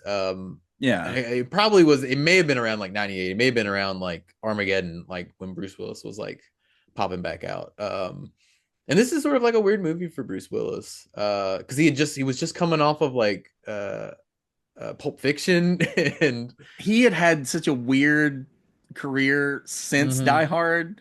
Like they had tried to put him in all these different, he had like Hudson Hawk and right Bonfire of the Vanities and all this Striking stuff Distance. didn't quite work. And I think Color Pulp Fiction is like, Bruce Willis is cool again. Yeah, and then he shows up in this movie. They might have tried to take his sensibilities and his vibes and try to put it in other kind of type of movies. You know what I mean? Sometimes it works really well. And honestly, having watched this again for this episode, I think this might be his best performance. He's really good in it. It's amazing. It's pretty subdued. He kind of comes at it sort of like almost an everyman in some ways. Like you feel bad for him. 'Cause you really do think, because you as an audience too are also questioning everything that's happening in the movie. And so you don't know if we can trust him, or we don't know if we can trust ourselves, or even the movie's lying to us at some points, So I don't know. I think this is we were talked about it earlier, but I think this is one of Terry Gilliam's probably most accessible movies. For sure. Probably his most mainstream one. So that's saying a lot. Yeah. We haven't even let Drew give his sort of general thoughts on the movie. Sure. He sort of jumped in there. What do you think, Drew? I think a lot like, and maybe not quite to this extent, I think a lot like Everything Everywhere All at Once. I absolutely admire the punk rock nature of both movies. I admire the artistry and just how these directors really just go for it. I think I did really like Everything Everywhere All at Once. I think it does get a little bit too long at the end, but besides the point, I really struggled to figure out this movie. I really did. I wanted to love it as much as you two did. And I can see the appeal of this movie after especially watching an explain video where it kind of talked about the appeal of the movie. Where time travel is kind of messy and, you can't really stop your destiny. And I'm like, oh, this is all cool stuff. It almost makes you want to go back and watch the movie again from that perspective. But yeah, I thought it was a really interesting looking movie. Like I said, Brad Pitt's amazing in this movie. Yeah. Though he is a scene stealer for as little as he's in it. Yeah. Well, though I personally like the Detective Mills character more in Se7en, I think objectively, I think this is the better performance. And he goes for it. We kind of alluded to this before. It's the more performance. Yeah. But what is cool about it is none of it ever feels unnatural at any point. Like you just really buy into the reality of this character, even though he looks like Brad Pitt. I mean, they give him a weird eye, but otherwise he just is a guy that looks like Brad Pitt, and yet just a little shaved out of his head. Like ticks and his behavior and the way he delivers his lines, like it all feels very natural and real to me. Even though it's insane, like it's literally, but like it's a ridiculous performance. It shouldn't work, but it works because it's in a Terry Gilliam movie, right? And that's what really works about Terry Gilliam movies, is that they do skirt that line between sort of like dark, dealing with dark themes and like absurd situations, and they're almost comedies. It's like this movie has like almost circus music as its music. It's an accordion. Like the main theme of the movie is like an accordion waltz, and it's ridiculous. Yeah, so silly, but it's great. I think my other issue with the movie is I can't figure out what lane this movie wants to stay on, because I'm kind of digging the kind of weird Terry Gilliam stuff, like back, when he goes into like the 1990s. I liked all that stuff in the mental hospital. Like that's what I think of. Because I'm vaguely familiar with his style. Okay. So that's what I think of. But you know where he comes from, right? No, Marty Python, Like, right? Mm-hmm. yeah, Monty Python. He was the animator for Monty Python. Oh, cool. Okay, awesome. So you watch his movies, like you're watching the work of literally a cartoonist. Yeah. That You makes know? sense. Okay. So everything is kind of exaggerated and Right. crazy in his movies. And But this then movie when is oh, sorry, go ahead. yeah, but sorry. When Willis goes forward into 96, it feels like a different movie in a way. It feels like kind of like a caper mystery movie. It just feels like a completely different movie. And I just don't know. And it goes back to where he's in this prison and he's being interrogated. And it's just, I just don't know what vibe this movie wants to stay on, what lane this movie wants to stay on. It's very strange to me. And there's just so much stuff going on. There's stuff in the prison. There's stuff about the It's a mental lot. institution. It's a lot. There's the stuff with him and this girl or this woman. There's a whole animal rights activist that I didn't even catch on until I watched the explain video. I didn't even know what that was about until I watched that video. I'm like, oh, so this whole virus was based off of. That's why all the animals get Yeah, released. I didn't catch on to that. Yeah. I did not catch on to that. And Bruce Willis goes up to the surface and there's a bear and there's Yeah, elephants it makes walking sense around now. and stuff. Yeah. Yeah, it's like, yeah, it's just, well, it's like, again, I keep going back. I'm trying to figure out this movie, and in me figuring out this movie, I did not catch that. Okay. It's kind of funny how like this disease came about with these animal rights activists freeing all these animals. And See, it didn't come out because of that, though. That's what everyone thought. So like he sees that sign that says the Army of the 12 Monkeys, we did it. And so they think that the Army of the 12 Monkeys is the one who released the virus, but really the Army of the 12 Monkeys are just animal rights activists, and they just released the animals. It's really that ponytail guy, David Morse, David Morse, who's actually releasing, who's been radicalized, and he just wants to wipe out the human race because of something that Bruce Willis says to Brad Pitt in the mental hospital. Like, that's the connective tissue with the whole thing, is Bruce Willis really causes it all? Yeah, because they sent him back to stop it is what caused But that's the thing, is you can't change what happened. Time is this infinite loop. It's very crazy, but that's the logic the movie's operating on. Yeah. Right. This movie is sort of like it's basically two Terry Gilliam movies for the price of one. It's sort of like Brazil mashed up with like Fisher King, and they just like smashed them together as hard as they could, and like parts of it feel a little disjointed. It's not as clean as either one of those movies, but I like it works. It's bang for it. It's a lot of bang for its buck, and it was a hit. Yeah.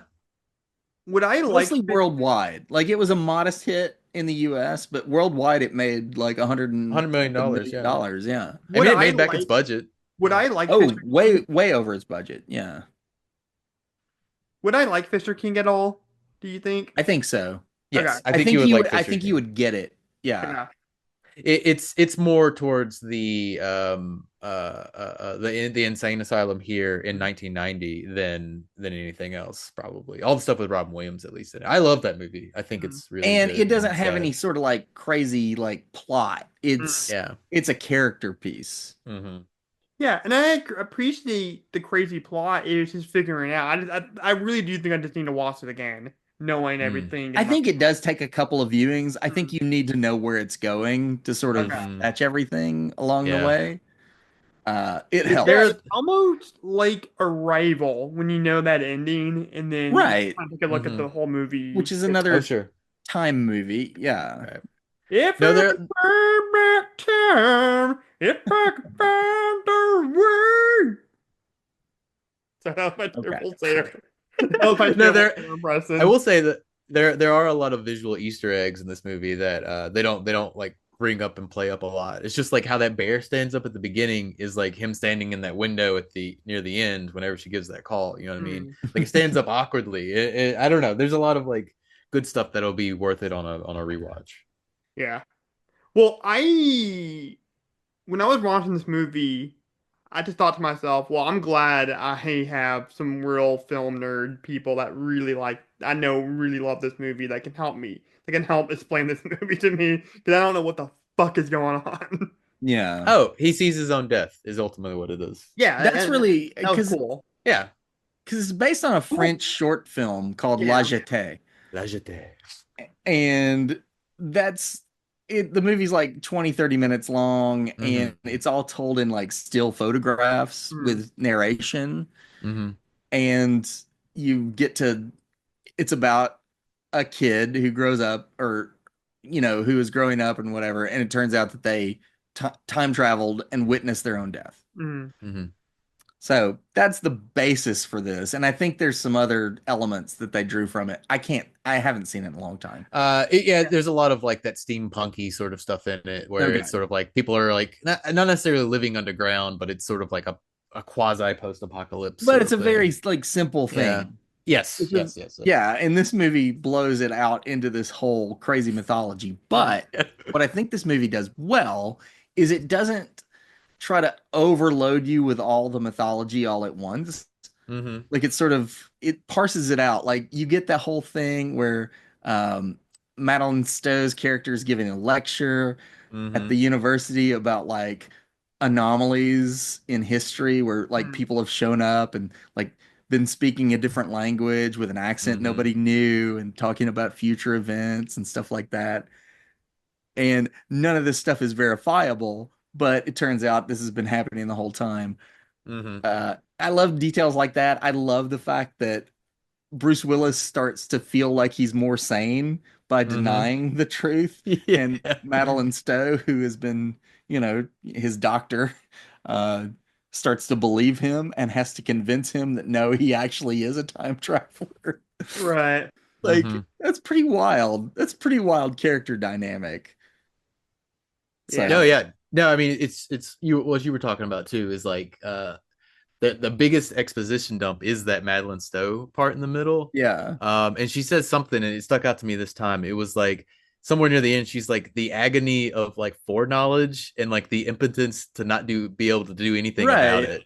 And so like knowing that essentially knowing that you die, but then not being able to like change that fate, or knowing and they twisted in this movie where like there's a virus that's going to kill everybody, and so he thinks he can save everybody, but it's really him that died.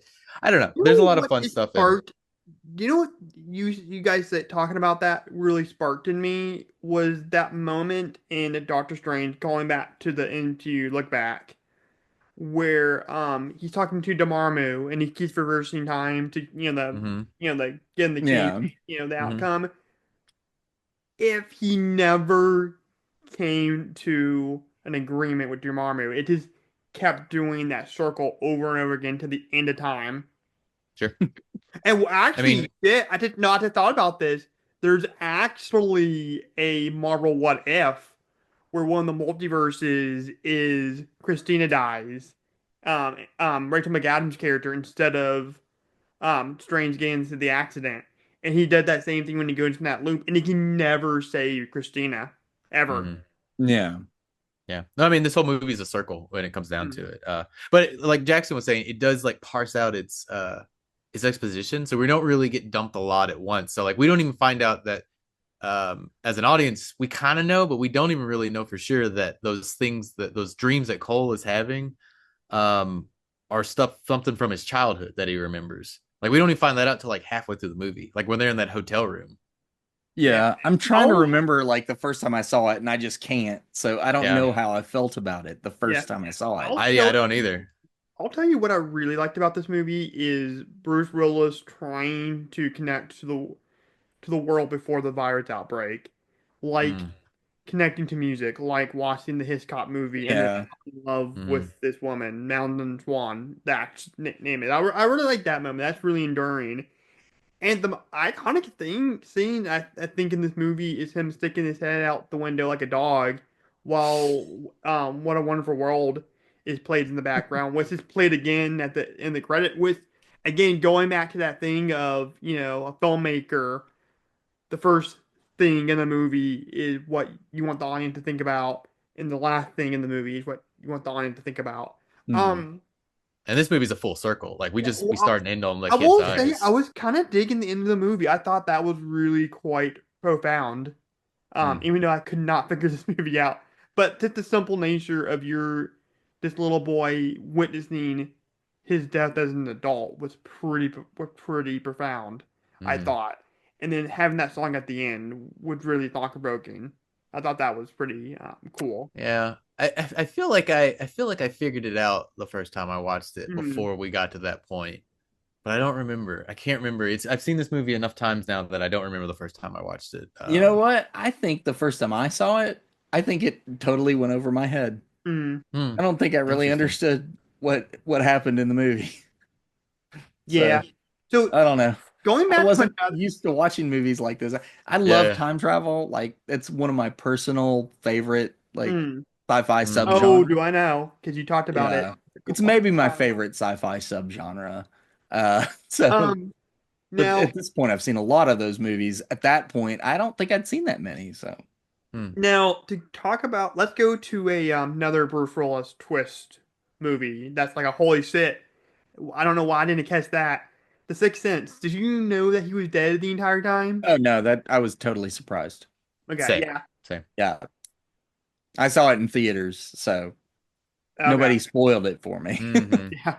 I actually didn't. I didn't see it in theaters, but it somehow didn't get spoiled for me. And I watched it on like VHS. I don't know how that happened, which is Yeah, weird. because it was the internet was still Pre-internet, not yeah. what it Mm. Yeah. is. Like it was around, but it wasn't like you weren't on it all the time. Right. So Yeah.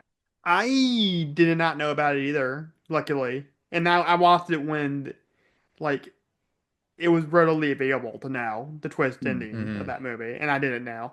And I actually did not catch on to it at first. I have to back it up. Um Mm. and I'm like, oh wow, he was dead the entire time. No, wait, no, he talked to the mom. No, he talked to the wife. So I have Mhm. to go back to those different scenes in the movie. And this is like at 2 o'clock in the morning. I'm watching this movie. And I fall asleep in the middle of the movie too, and I just have to get to the end of it. And my mom comes in around like 1:30, and she was like, Drew, go to bed. I'm like, no, I want to know what the twist of this movie is. And I'm surprised he wasn't more encouraging of me staying up late to watch that movie, because he knew what the twist was, obviously, because he'd seen it. Sure. And he's like, okay, Drew, I'm gonna let you stay up because you need to know that this guy's dead. But well, the thing with the twist in this movie is like it's not a twist that happens all in one moment. mhm. Mhm. Like it is a slow build to it because you start to see Mhm. he puts on the wig and he puts on the Hawaiian shirt. Sure. And then Got she's the blonde. airport. She's Yeah. blonde. Yeah, you've seen her throughout the movie. So like It's like all these pieces start clicking into place, and you right. start really I wouldn't realizing. even Yeah. really call it a twist. It's just Mhm. it's the final reveal of Mhm. all the information we've been given previously. And we as an audience, just like Cole, can't control what's about to happen. Like we Right. we even probably know before he does that he's gonna die. You know what I mean? Yeah. In some ways. So we're Yeah, as that helpless as he is in at the end of the movie. Mm-hmm. yeah, that is an interesting kind of thing to say versus like the Sixth Sense twist, because like you're kind Mhm. of led to believe that this guy's still alive versus like what you Right. said, like Right. there's just like information revealed. Those are just like drug pull moments, which work, for the most part. Like The Sixth Sense works really well, but like there are other Yeah. movies that like that they just like pull the rug out and they're like, oh, it was To go all a back to Brad dream. Pitt, Fight Yeah. Club works really well. Mhm. Yeah. I mean, it's set up over and over and over again, but you might not notice until you watch it a second time. Mhm. Mm-hmm. Yeah, the Sixth Sense like that too. Like it, I mean, once you see those moments, like you can't it's like it makes more Right. sense. Like he, Sure. And well, I even honestly I like the sense I like the Sixth Sense like more watching it knowing what's gonna Yeah. happen. Because I yeah, can focus on other stuff. Mm-hmm. You yeah. know. Well, like the actress that played the wife, like in the dinner scene, she was directed to basically say "Happy Anniversary" to or the one way she. So let me start over. She was direct the one way. Okay, trying to think of how I want to say this. So she says "Happy Anniversary" once, but it would have to have a double meaning. It had to be for if you did not know the ending or the twist at the end of the movie. It had Right. to be No, I get what you mean. sarcastic, and Yeah. then once you know it, it has to be somber at the same time. Sure. very Sure. restricted to do. No, of course, yeah. I mean that whole movie, and has double meanings to things, and that's good direction, good acting too, and Anyway, good writing. Brad Pitt. But Was Brad Summer Pitt, real quick? Was Summer nominated for that movie? he was for Yeah. writing and directing. Yeah, Yeah, he should have won. Cause that's in my opinion. I don't remember what won that I mean, year. that's 99. So Yeah, back to the been... old spacey American Beauty one that year. That was. Oh, Mendez won, I think. And that was 99. Yeah, that was one of the greatest movie years Yeah. ever. And American Beauty won. I disagree. Yeah, that was I like disagree such with a that. 99 moment. Like, yeah. Yeah, I did. Yeah, I disagree. I think it should have been Salma like over Mendez, in my opinion. I would have given it to Spike Jonze personally, But we digressed quite a bit. It was Yeah. being John Malkovich. That's I haven't seen that, so yeah, I can't say anything there. And I don't know too much I about thought you were talking about his performance in Three Kings. Actually, I would have given him one for that too. Double winner Spike Jonze that year. But no, yeah, 12 Monkeys. This is a very interesting movie. Got Brad Pitt as a crazy person, kind of looking like a pirate, a little bit. Yeah, when especially with the ponytail. Yeah. But yeah, this is a very interesting movie. For sure. I don't know if there's anything else you guys want to say about it. I'm trying to think. Like, it's such an intricate movie. I think another thing, we haven't really compared this and Se7en that much, other than they're both very bleak and everything.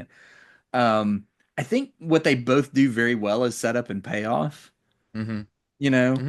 All the info is dispersed at exactly the right moments in the film to keep you invested, and then you've invested this much time, well, now you get a little payoff, and then you invest some more time and you get another little payoff. Find out a little more what's going on. I feel like that the flashback scenes felt a little something that the way that they filmed it felt something that you see like in an anime a little bit. To me, it did. And I don't watch much anime, so I don't know. Yeah, you're talking about like the Cole flashback. Yeah, they're supposed to really have that dreamy sort of quality to them. That sort of because he is dreaming, but like Well, one of my favorite things ever is Cowboy Bebop, and there's a few flashback scenes in that where it shows like the flashback of the character Spike Spiegel, and there's not a lot of sound or music like ever in those flashbacks, and it kind of reminded me of that a little bit. I thought that was kind of interesting. And I think a lot of anime flashbacks are like that, from what I understand, from like the different clips I've seen. Sure. But yeah.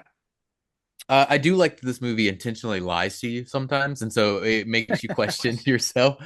So like Cole midway through the movie after he's in talk to Jeffrey for the first time, he has that dream where he sees Jeffrey with the long hair in the airport. Just intentionally lying to us visually, at least. And it does it a couple times of like replacing like people in the present with like future people and things like that. Like the guard in the insane asylum is like the guard in the jail in the future and all that sort of stuff. So you don't quite know. It keeps you pretty off kilter for the most part. To whether you actually trust the movie is lying or like being straightforward with you. I think this might be the most realistic time travel movie, in that if you were actually time traveling, it would really mess with you. Oh yeah. Like other time travel movies, people adjust really well, and I love those movies too, like Bill and Ted Forever. Like, sure. I love how they can just be like, hey, let's just go hide my dad's keys, and then they'll be there when we need them. Yeah. Trash then can. It just happens. Think trash can. And they don't even have to do it.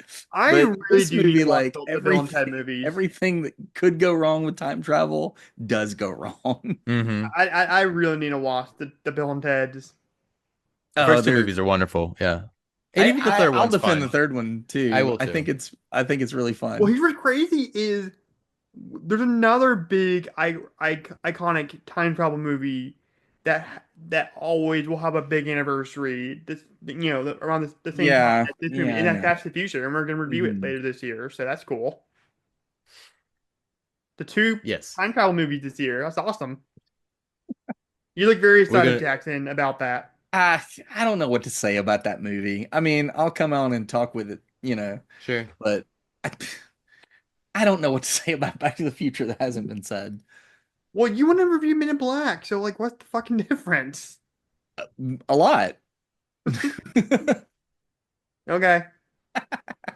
I want to talk about Back to the Future because it's my top three favorite movies. So I mean, I love it, but hey, this is a one for me, no, one for you, one for me type of relationship here. Okay, Jackson. All What's right. the one for me? I want one. No, well, I meant that. Okay, it sounded like it meant for you, Okay, that was pretty but I sick. meant it as That was all fair. for all That's three fair. of us. That's fair. Yeah, there's one for me, one for you, one for you, one for me, one for you, one for you. Yeah, it's like time travel. It goes in a circle. So Brad Pitt's performance in this movie, Yeah. it's a lot. And he got nominated for this movie. But I don't think this is probably one of his better performances. In the end, I think he's very engaging, and I think he's doing a lot with it.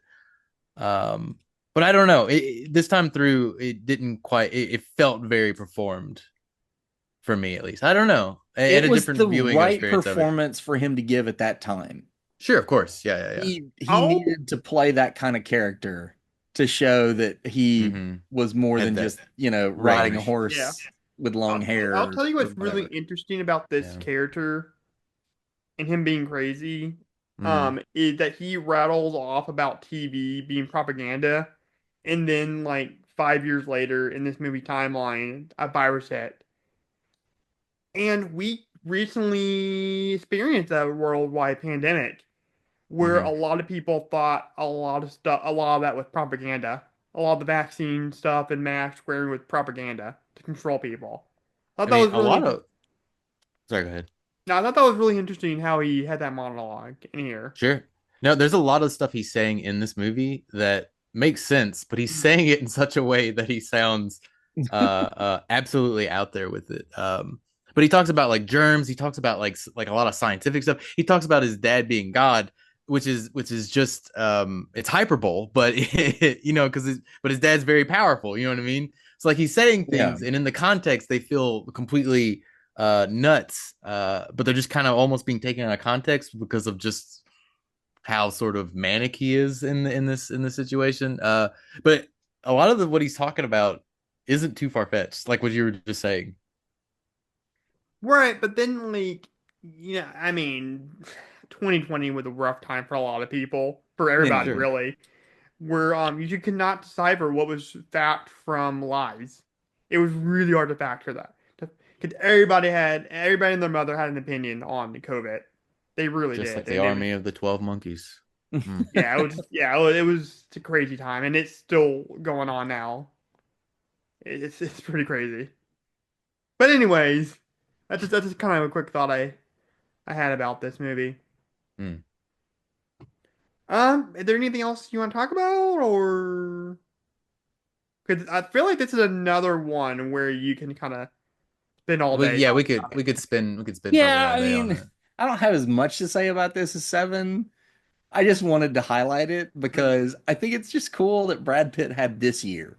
Mm-hmm. You know, you talk about other years, people like Spielberg with 93. This was that kind of year for Brad Pitt. And obviously, actors work, on more projects than directors. So, Right. But he only made 2 movies that came out in 95.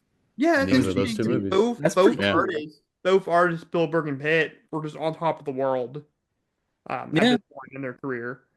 I mean, Pitt, Spielberg, not as much, but Spielberg especially because he just won a shit ton of Oscars in '94. Yeah. And Pitt didn't win anything, but it was just a cool year. Yeah. It's like, the fact that here's this guy from last year where he played like a gay vampire and like a guy on a horse. And now he's playing these 2 guys. Oh, what can't he do? Well, just the fact that he was on a lot of teenage girls' wall, right? 90s, with now he's playing this guy with a weird eye. Yeah, I had the Jeffrey Goins person on my wall. Personally. He was big old heart around his head. He was on the same wall as like Leo and Backstreet Boys and Josh Hartnett. Mm-hmm. Jeffrey Goins. Hartnett having a moment right now. Yeah. Oh yeah, he's coming back. Let's see what he does next. So Jackson, not Jackson, Eric, who do you say you had on your wall? Oh, I was making a Jeffrey Goins joke. Brad no. Pitt from this movie was up on my wall. Sorry. Oh, okay. Do you know who I had on my wall? I had Zac Efron and Vanessa Hudgens from My School Musical on my wall. That was a big kid. Interesting. Growing I don't up. know if I put a lot of Teen Heartthrob posters up on my wall. I was definitely one of those kids with a Fight Club poster in my dorm room. So I had Brad Pitt on my wall. Hey, be honest, Eric. You have Pam Anderson on your wall. Do I or have I? No. You had Pam Anderson on your wall. No, I don't think so. I had the barbed wire posters. What you're talking about, right? I really want Farrah Fawcett, not because she's hot, because of like the cultural thing behind the poster. Like the 10 poster? Like that? What do you? That's Bo Derek.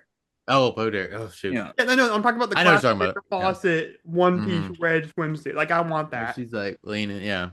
Yeah, because it's classic, not because I'm misogynistic and there's a hot girl on my wall. It's because it's classic. Okay. I want the Burt Reynolds underwear from the 70s. Where he's laying on a bearskin rug. I would put that up if I had that. I want nothing but shirtless Hugh Jackman pictures on my wall. You put up whatever you want to. It's your room. Yeah. Yeah. I want Leland Orser in Se7en.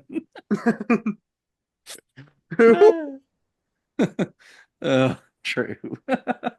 He's the guy with the thing attached to his thing. Oh. With the sheet over it. Okay.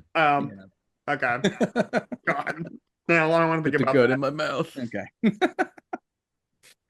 And on that note. Anyway. I hate that scene so much. I actually have a really giant Pulp Fiction poster, and if you watched our older episodes when we did video and audio, you can see in my background in the old house in a rental. But anyways, guys, let's get into favorite part and least favorite part, and I'll start with you, Jackson. Favorite part? You know what? I really love the accordion music. I think if this movie had a more traditional score, it wouldn't hit the same. You give it this sort of silly accordion waltz, and obviously it's from one of the Monty Python guys, so but it gives that movie just the right sort of comedic tone. Yeah. Least favorite part, I don't know, the sort of late second act, early third act, I kind of zone out a little bit because it's more about like gathering information and it doesn't have as much character to it. It's a minor complaint. I still really enjoy this movie. All right, Eric, what is your favorite part and least favorite part? I mean, I love all the design stuff of Future World. Like I love that big ball with all the eyes and the TV, like all the TVs on it, and the weird seat that takes you nowhere so that you can just sit closer to the ball eye TV eye. So I love all like the production design and the future stuff, like all that costume stuff, all the stuff that originally drew me to this movie is still probably my favorite part. And least favorite part? I know I got something. You know, it does spin its wheels a bit. It feels like it's moving for a while, early on, and then like somewhere around, you know, the midpoint, we kind of just like stall out for a little while. But yeah, I don't know. It's really compelling until it's not. Some ways, but I don't know. I probably a similar complaint that Jackson has. All right, cool. My favorite part is the After Hitchcock bit. You know, if you listen to our second Guillermo del Toro episode when I talked about Shape of Water, and I just love these scenes when people are just infatuated by cinema. Which is what watch Goodbye Dragon Inn. What was that? Goodbye Dragon Inn. What? It's a movie about people watching a movie. Oh, okay. Yeah, I just love that bit. And then you got Bernard Herrmann's music in the background when they have this romantic moment. Bruce Willis and Madeline Straw is her name? Stowe. Madeline Stowe. I will say that I'll take mine back a little bit. I don't believe that they fall in love. That's the only part of the movie silly. that. That's the only part of the movie I'm kind of like, that's a little past. But yeah, I kind of agree with you there. It's Terminator logic. Yeah. Yeah, but still, I do love hearing Bernard Herrmann's score because he was truly one of the masters of cinematic scores. So then let's get into filmmaking. Or no, the score. Yeah, which is Jackson. Let's go with your score. No, I think that goes to Eric. That's start first. What is your filmmaking score? What was your least favorite part? Oh, my least favorite part, sorry. It's just the tone's all over the place. It just feels like two different movies. It does. Yeah. I kind of like it because of that. That's Terry Gilliam for you. Yeah. Yeah. I guess if I watch more Gilliam, then I kind of his movies, like, to draw a comparison between him and David Fincher. I think David Fincher is somebody who his movies have more of a thematic similarity rather than like a narrative, or I guess an aesthetic, but his aesthetic has evolved a lot. Whereas Terry Gilliam, I think his aesthetic is established from the get-go, and that is what ties all his movies together, because they're really not that similar. I mean, they deal with, like, insanity, right? But yeah, he's an aesthetic filmmaker, first and foremost. Right. And then let's get into the score. Mm-hmm. Eric, what is your filmmaking score out of 5? I mean, I like this movie a lot. I think it's got a lot of good things visually going for it. It was a pretty well budgeted movie for that time period. It was made for like $29 million or something like that, close to $30 million. It's a little rough and ready in spots. There's a couple of shoddy CGI stuff in there, and some, there's cinematic, like visually, like cinematography wise, it's a little messy at times, but I don't know. I would say probably a 4. I think it's a solid 4. And then thematic score. I'd probably also go with I'm gonna go with like a 3.5. And I think it gives you a little bit to bite on with this movie. It's also a bit more popcorny for Terry Gilliam, so by the end you don't really have. You're really only left with sort of like time is an infinite loop, and that we can't change our fate, sort of thing. And I don't know if I feel like it's trying to touch it quite a few other things, and it doesn't quite get there, like the animal activist thing, and then the virus and all that sort of stuff. But I don't know. I really like this movie. So what is that, like a 7.5? That's pretty cool. Good. Yeah, 7.5 is your overall score. So I zoned out there for a second. Jackson, what is your filmmaking score? I'm going to give it the same things as Eric across the board. Filmmaking 4, theme 3.5. I think this is a really good movie. I don't think it's a great movie, but I definitely don't regret watching it again, because it's very beautiful to look at. I like that it films in real locations. Like, I've been to the prison where they shot all the mental hospital stuff. That's in Philadelphia. And thematically, I just really like I like the bleakness of it. I think I like the sort of fatalistic time is a closed loop and we can do nothing to change anything. Like, I know that's dark, but I kind of these are two very dark understand movies. it. Like, I understand it. I feel it. So yeah.